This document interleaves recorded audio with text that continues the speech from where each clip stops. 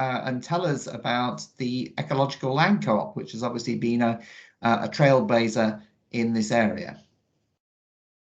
Yeah, absolutely. Thanks very much. And yeah, it wasn't intended to be here 2 weeks in a row with 2 very different hats on, but c'est la vie, that's how it is. So yeah, today I'm going to just be sharing a presentation around the Ecological Land Cooperative, for which I'm a director on the board of directors for the organization. So hopefully, no, wait, sorry, share screen.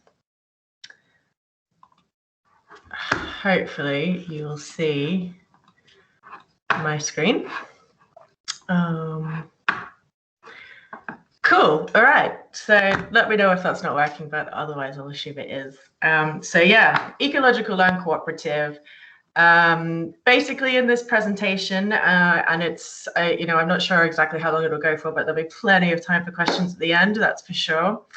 So I'm just going to talk a bit about our model and how we work, what we do to support new entrants to farming, and potentially some opportunities.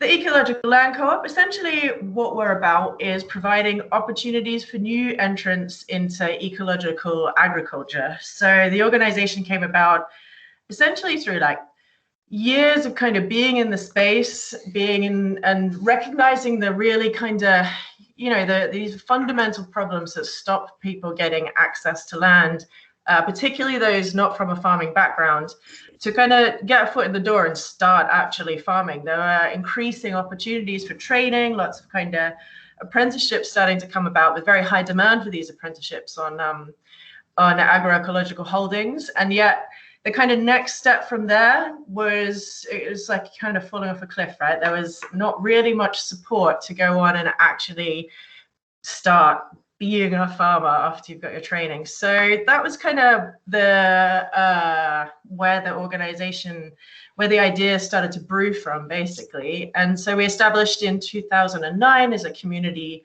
benefit society, very much kind of social enterprise, and we run with cooperative rules as a multi-stakeholder cooperative.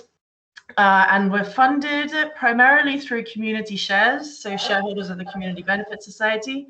But also we access loan finance to purchase land, which is repaid then from the sale of the land. I'll go into the actual model in a bit more detail. And we also are fortunate to receive grants from charitable trusts that really just help us to increase that impact and support we can have to the new entrants that we support into the sector.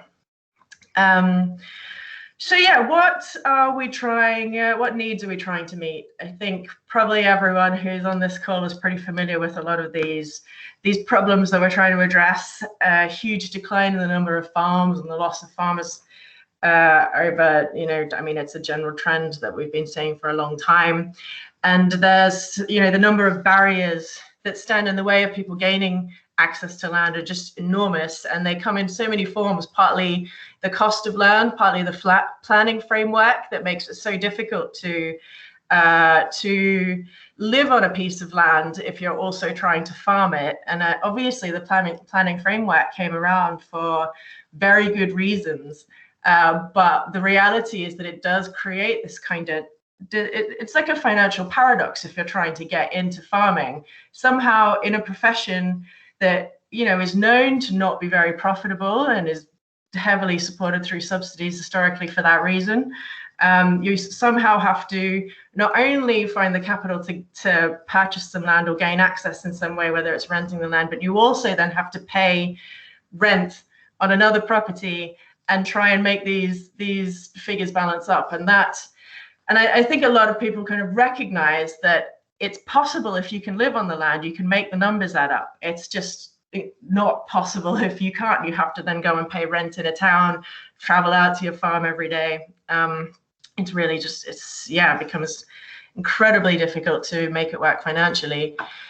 And not to mention kind of the lack of finance available, business support. Obviously, there's a long list of challenges here. And I think also kind of the starting point that people are coming in from, trying to if we want to take a more social and environmental approach to farming, then that has additional overheads on top, which are just kind of not factored into the price that you can receive for the crops that you produce, and increase the difficulties that people face.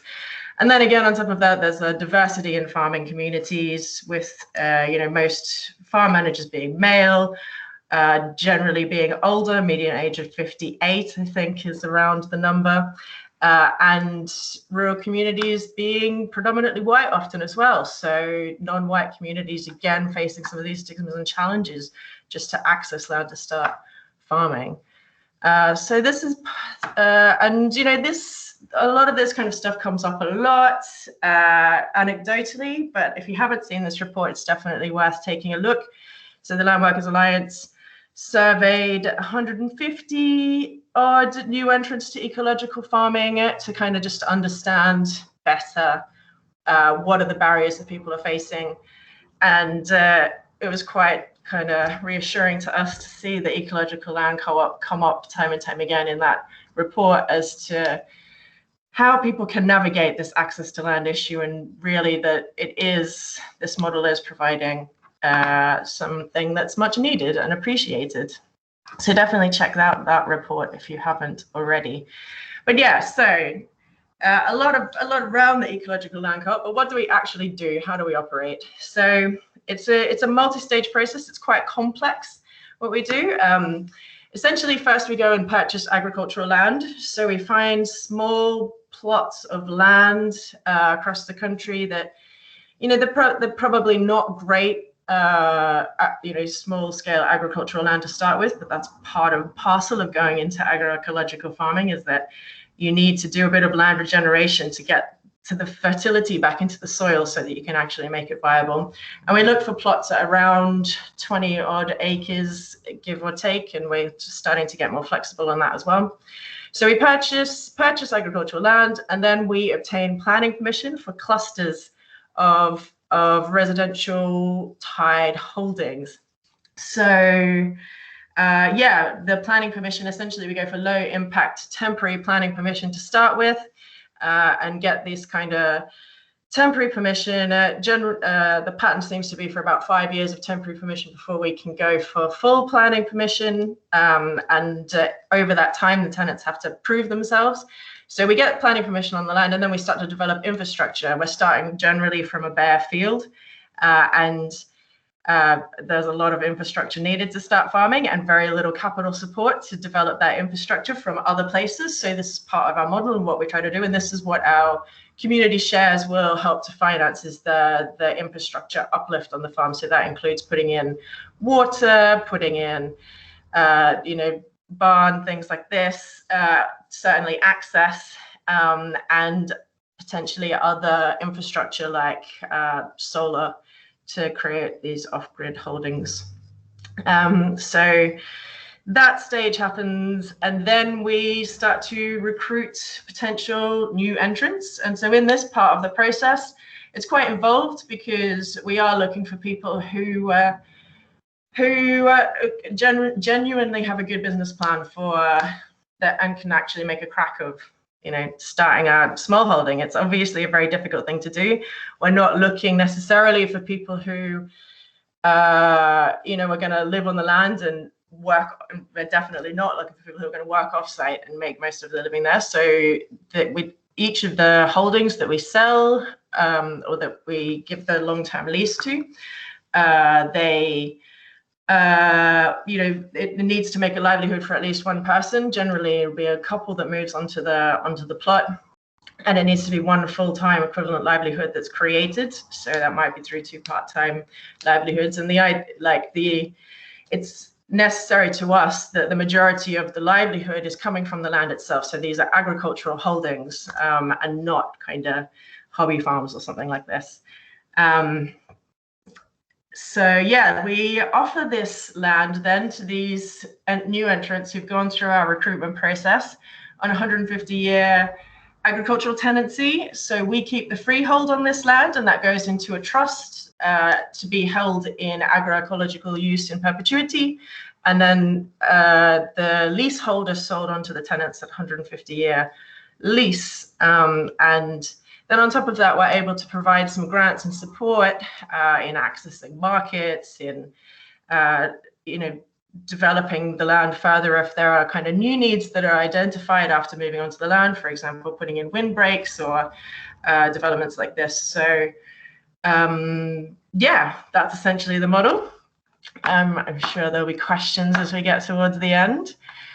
Yeah, but I'll talk a little bit about the different sites that we have. So far we have purchased 5 sites across the country. 2 of these sites have actually been established now. So there are 6 operational farm businesses on these sites. One of the sites has attained full planning permission. The other one is still in temporary planning permission phase. And then there are 3 more sites that are in development awaiting planning permission. And yeah, that has been a long journey. I think probably you'll be aware that last year definitely was not the year to try and get planning permission, as most planning departments were diverted into COVID responses. So we're a bit behind where we thought we'd be with our plans on these sites, essentially because we've been waiting a very long time for planning permission, but that is the way the cookie crumbles. That's the reality of the world at the moment. So what I'm going to do now is talk about the 2 sites that we have established. So the first, Greenham Reach, we established this one. Well, the new entrants came on in 2014. Previously, so it's about a 9-hectare site, and previously kind of conventional maize grazing. And there are now 3 small holdings on there. So in that same model with 150-year leases. Over the time that they've been there, so they've achieved full planning permission last year, so, or maybe a bit before. I'm mixing up my years.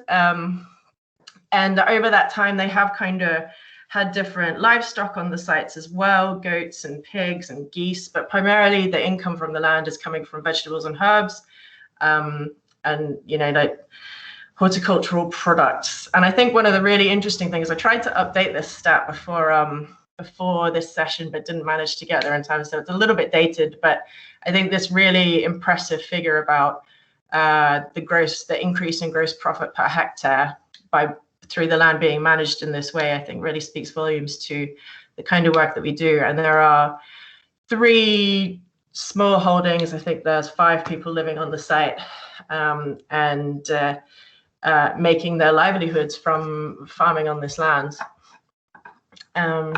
So a little bit more about Greenham. Yeah, one of the features is like shared infrastructure on the site. So they collectively manage and own barn, the access infrastructure, borehole, etc. They have, yeah, there you go, planning permission 2018. And additionally, each of the holdings kind of are more active in the community, doing different activities that kind of increase the social benefits of the site. So one of the holdings is engaged in kind of the herbal medicine movement across the country.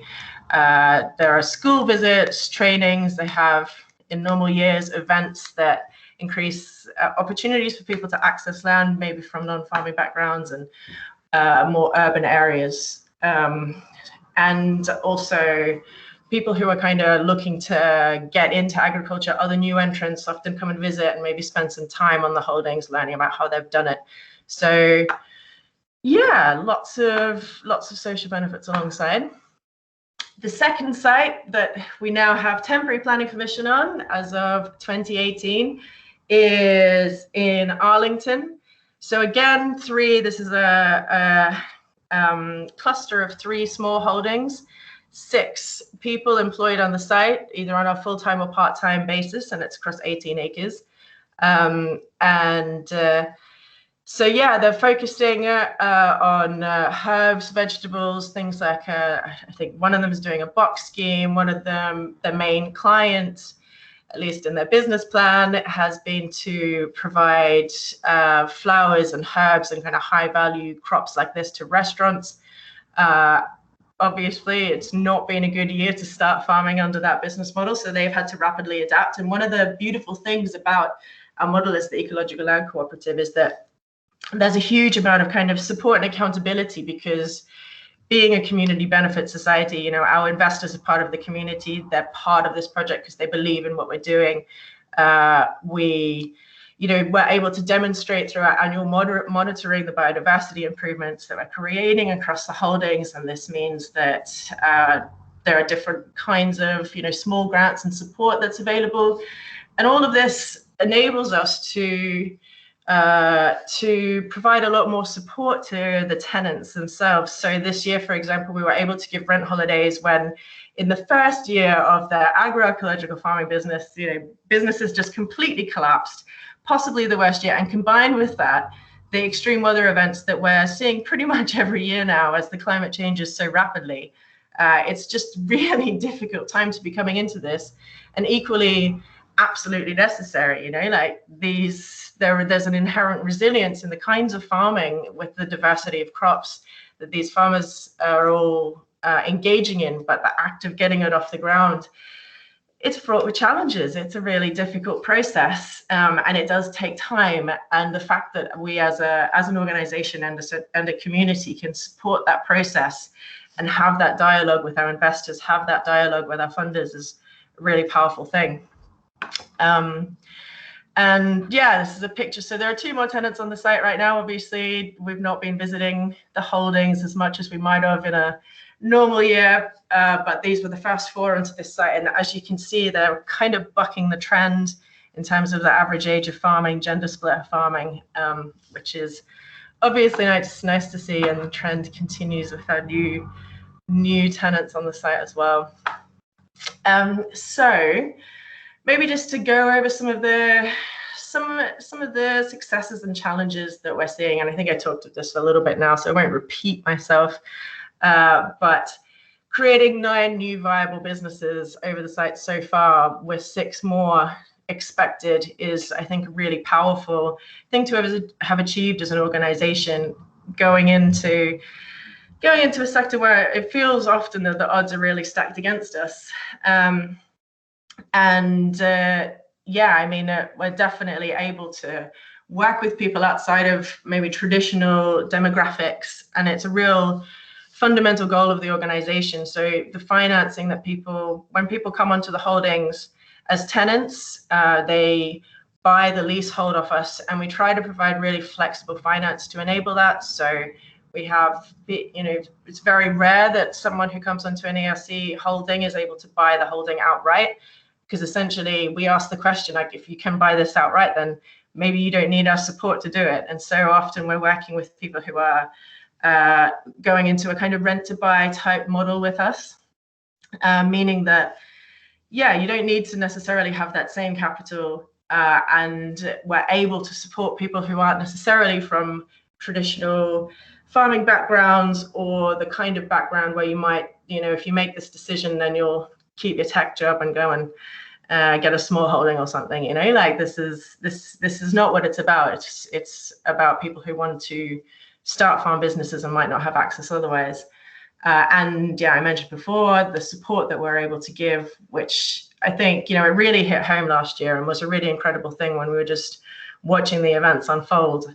Being able to offer support to keep people on the land and keep people farming was a really powerful thing. And it also it was really quite fascinating to observe. But I mean, you know, it's a small sample size. We only have 2 holdings so far, but after 5 years being established on Green and Reach, the impact of the extreme weather events, the impact of COVID was much milder. The people in their first year, as you'd expect, you know, brand new businesses on the land that they're on, were hit a lot harder. So, you know, we don't have a sample size to be able to say anything conclusive, but it was really nice to observe that kind of difference in the support that was needed and the resilience that came in just 5 years. It's not a long time.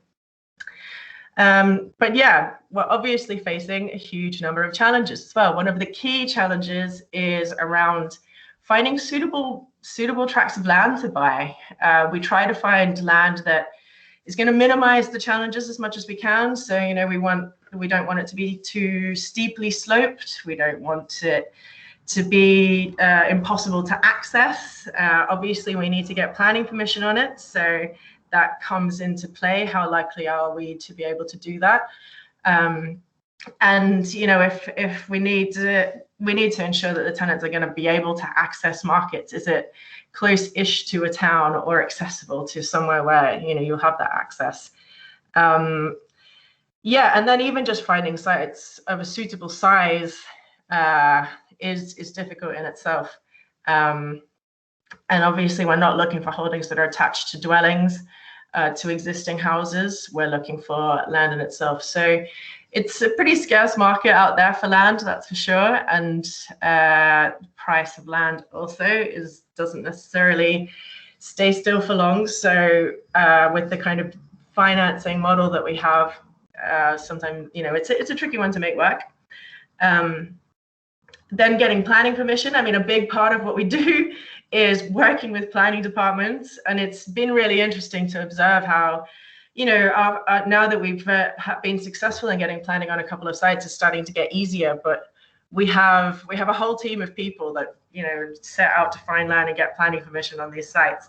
A small team, but it's still a team, and this is something that without an organization like the ELC, new entrants are expected to kind of try and do alongside the rest of their lives. So that challenge is it's not insignificant, and it almost strikes me as kind of, yeah, it does strike me as odd that it's part of our role as an organization to train planning departments in how they can support new entrants onto small holdings. But it is literally something that we have to do, because a lot of planning departments, it just seems a pattern that it's maybe difficult to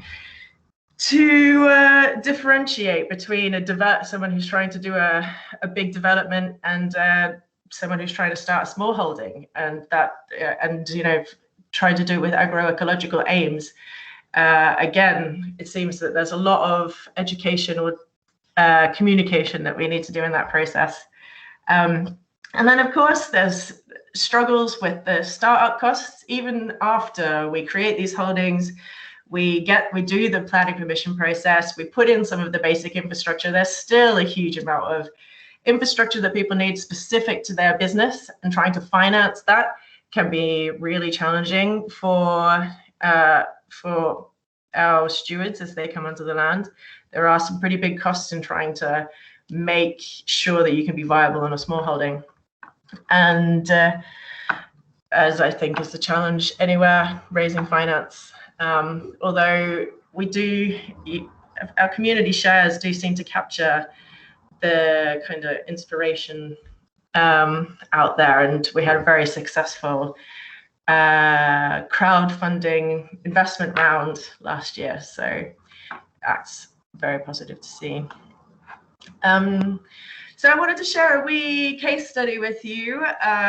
So this is kind of a financing scheme run, I'm not going to even try to pronounce the French, but it's run in Quebec by the Canadian government, and it's been very successful in actually achieving an increase in the number of farm businesses in 2020 that is measurable in this way.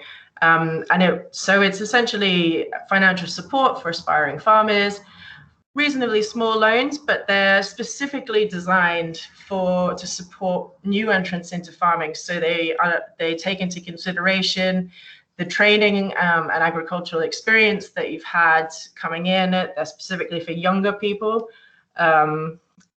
Yeah, I like to think that 39 is still young. We'll roll with that.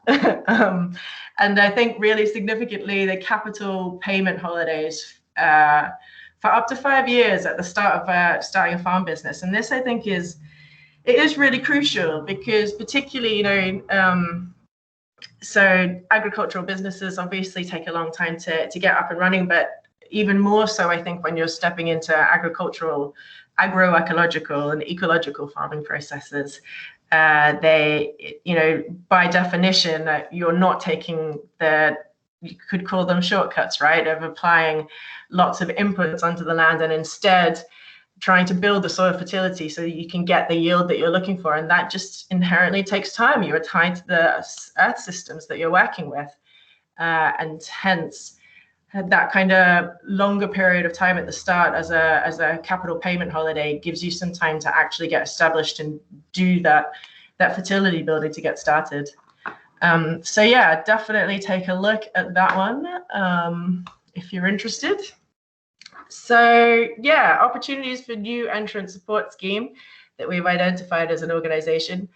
Obviously, support and funding to organizations like ours that are doing some of this legwork just to make some of those steps easier for new entrants to come onto the land, because it is a huge amount of work. You know, a lot of it is necessary and important work, but putting that onto the shoulders of new entrants just necessarily limits the type of people who will step into as new entrants to farming. And I think we're missing a huge opportunity by making it so hard for people to come in.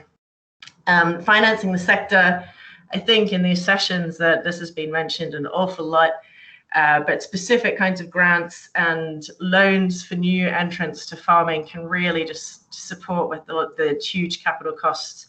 And like I was saying, agroecology starts with depleted land compared to what you need to be at. So it does take that time, and creative financing or specific loans that recognize the needs of agroecology are incredibly important.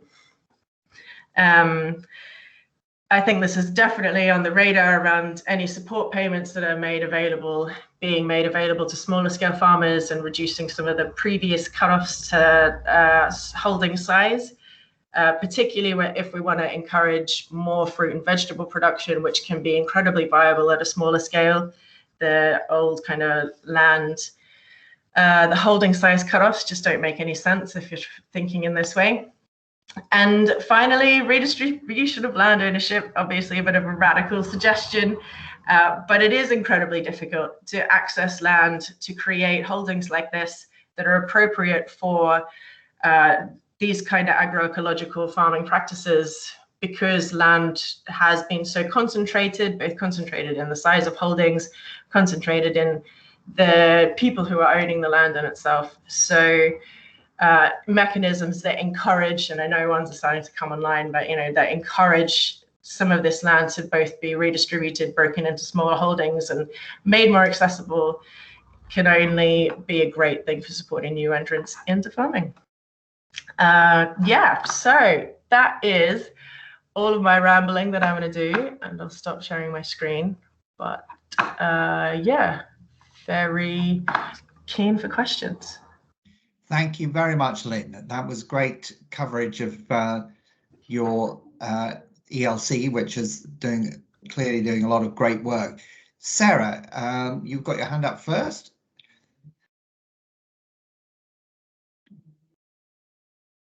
You need to mute off. That's better. Thanks, Henry. And thank you very much, Lynne. That's a great presentation. And although it's encouraging, it's also sad as well that you're repeating everything that any organisation that has anything to do with new entrants has stated many, many, many times. But it's good that you're saying the same thing so that we have a collective voice on the difficulties for new entrants. So that's great to hear. And I was very impressed with the figure that I worked out on what I thought was the profit per hectare, which sounded very viable. That's really impressive. I just wondered if you could say a few more words about, I suppose, the viability of these businesses, because they sound good. Yeah, I mean, I don't have a huge number of figures to hand, unfortunately, but I can definitely say that, yeah, compared to conventional agriculture, and the statistics maybe that I think, we're used to seeing about how profitable farming is, how much land you need to make a livelihood, they really just don't apply in these cases. We're seeing exactly not that. I mean, no one's going to become rich off these holdings, but I don't think that's the intention for anyone who steps into that, I'm not sure how many new entrants are coming in because they want to be financially rich and are much more interested by other kinds of wealth. So yeah, the fact that each of the holdings, I mean, on the Arlington sites yet, people aren't fully making a livelihood from it, but you wouldn't expect that in year one of any business, let alone an agricultural business. But certainly at Greenham, you know, the holdings are providing livelihoods for everyone there. And I think that's just a really powerful testimony that, you know, you don't need a huge amount of land to make a livelihood. And in fact, you know, the pattern that we often see is that people's way of engaging in their own financial activities also, you know, it shifts. It's not about subsistence farming, but it is about kind of that relationship that you have to your stuff, your things, your place, what you value. It does shift for people stepping into this way of farming, and I think it's an incredibly powerful shift that it becomes quite exemplary. You know, people come to these farms for inspiration. People visit for inspiration about different ways of engaging with the world and ways that they aspire to themselves. So I think it's hopefully it proves though that if there's some form of collective support, it acts as an encouragement. It's always going to there are always going to be challenges, but I think it's the support mechanism and the fact that you've collaborated and you've provided that support that's certainly been a great incentive for people so that they can use a good business plan and get started. And I think reducing some of the risk as well, you know, like it's if you're stepping in with no backup plan and taking on a huge amount of debt to step into this, like it's an incredibly terrifying thing that I think very few people actively make that choice. So it's also kind of minimizing the risk and, you know, like you said, through the support, as you say. Yeah, it's a really powerful thing. Brilliant. Thanks. Graham. Yeah, thanks, Lynn. Really interesting to hear what was happening. I case studied, talked to Zoe Wangler about 5 years ago now, and case studied ELC. So really interesting to see the progress. And it was a great presentation. I had three kind of questions. I mean, the first one is a bit of a comment because obviously at CPRE in our branches there can be resistance to development, and that's a kind of part of what CPRE does. And so the point there about how these are seen is really quite important, and the issue of big development versus appropriate development, and this seems for me highly appropriate in the right place. I just wondered, first question was, perhaps I'll just run through the questions and leave you to answer them all. First one is, have you seen if there was local resistance at any of the sites, particularly Greenham, I guess, have you seen that change as people have become familiar with what's happened there, and has the community then welcomed those sites? That's the first one. Second one is, and I certainly remember talking to Zoe about the sort of leasehold model and the sale model. I'm just wondering whether you see this model could work on tenanted land without the sort of transfer of lease ownership, because obviously that would be interesting for larger estates which might not want to let the land go. And thirdly, and this is probably looking a bit into the future, how do you see kind of succession working, or maybe this is an issue currently, succession when plots actually might change hands, and how do you see that working either now or in the future? Yeah, cool. Excellent questions. Thanks, Graham. So firstly, on the topic of local resistance, I think anyone who's ever tried to do anything in a rural area will know that, you know, as soon as you say you're doing a thing, people will inspect and probably resist on the first hearing of it.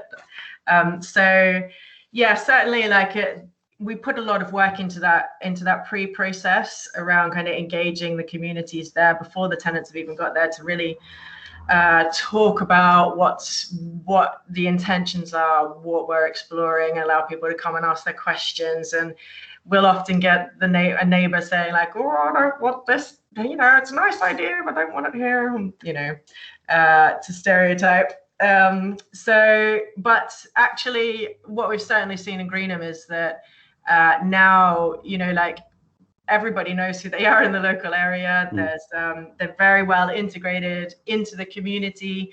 They're selling their produce throughout the local community, and that resistance definitely doesn't persist. The resistance is comes up in the initial stages, and that's where we take that responsibility as an organization to try and minimize that as much as possible.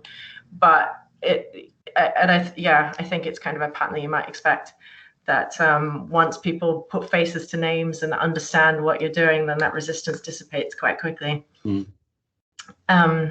So yeah, would this model work on tenanted land? So this is something that we are definitely exploring and trying to navigate. Oh, frozen. The best person to answer this question, but at the same time, you froze a bit at the point where you said this is something we're trying to navigate. You froze. So, hi, am I back? Yes, you're back. Okay, I don't think I'm necessarily the best person in the organization to answer this question, but it is, it's something that we're definitely trying to explore, and we're fortunate to have received on one occasion a kind of donated land to the project to keep it in agroecological use. Doing the process itself on tenanted land, I think in some ways it's more challenging, at least for the business model of the ELC. Our business model relies on this kind of uplift and being able to generate a small profit from the uplift that we put on the land. But I don't see why, I don't see why it wouldn't work. In a kind of general case, you just need to navigate the business model a bit. And in terms of succession, so we do put into the contract as stewards come onto the land that they do have the right to sell the lease on. The ELC would support that process and because we want to bring on tenants who are going to continue with the ELC's aims. So we've not yet had it, but it's something that we're at least thinking about. And certainly there are kind of rules in there about profiting from the land. So if people put a dwelling on there that happens to be very nice, then they can't make a profit from selling on that dwelling. And in fact, there's kind of strict limit to how much the value of the land increases while the tenants are there. It's not tied to market rates. And that's something we've deliberately tied in to try and manage the succession in a way that is true to the organization's values. But I think, as with anything like this, it'll become a lot more real when we actually do it. So yeah, watch that space. Great, thank you. Thanks, Lynn. We've got a question from Caroline, who I think his technology is challenging us. I'll just read it out. It's in the comments. It's really about disputes between people. Have you seen, Lynn? Have you seen that? Yeah, I'm just reading it now.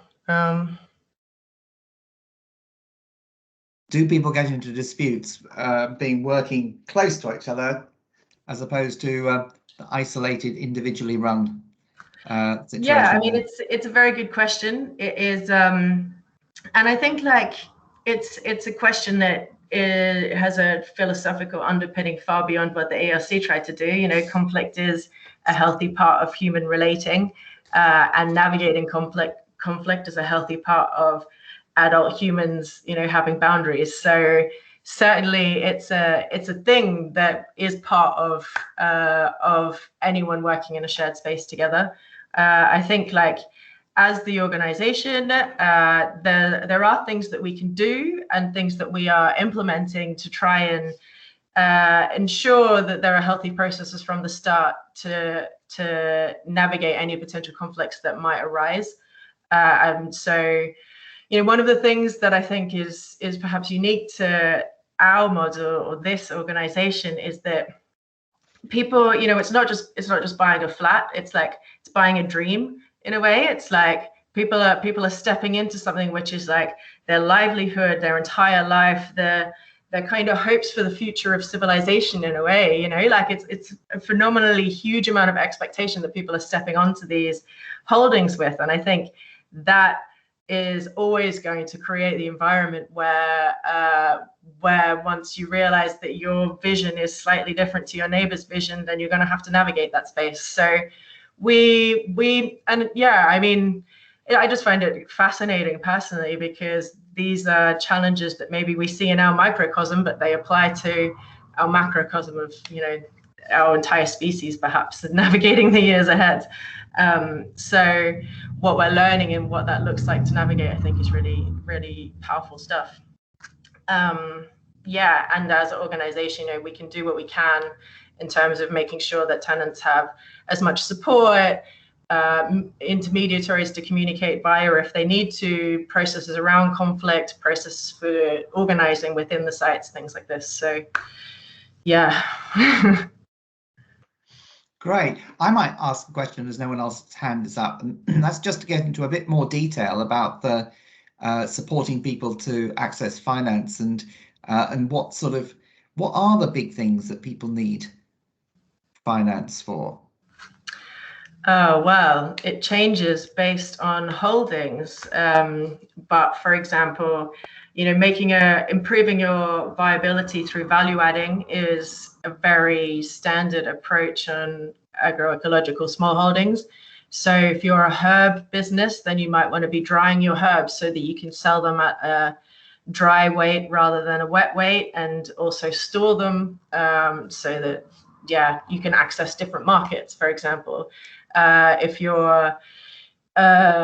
you're doing vegetable boxes, then you have kind of overheads around the potentially washing equipment, packing equipment, boxes, delivery vehicles. We try to encourage shared delivery vehicles, but there are kind of all kinds of constraints around this as well. So I think the main capital costs tend to be around this kind of infrastructure for value adding, things like solar panels, if you need to do some, anything that involves electricity. Thanks. I've just got someone at the door, so I've just got to. Should we look after ourselves for a moment, Henry? And what sort of amounts? Is there any average sort of amount? I'm sure that the Landworkers Alliance have actually got a very recent publication that looks at exactly this and will give a much better answer than I can come up with off the top of my head. So the Landworkers Alliance recently did a study at the capital costs of starting up a range of different holdings. I think it was quite a number that they looked at, different types of holdings and how they were operating across different sizes, and looked specifically at the capital costs of that. So if you bear with me, I can try and find a link. How about that?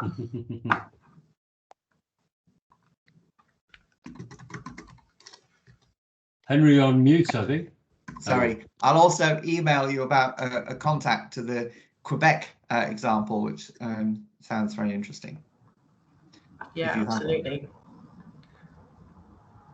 Have we got anyone else who'd like to put their electronic hand up and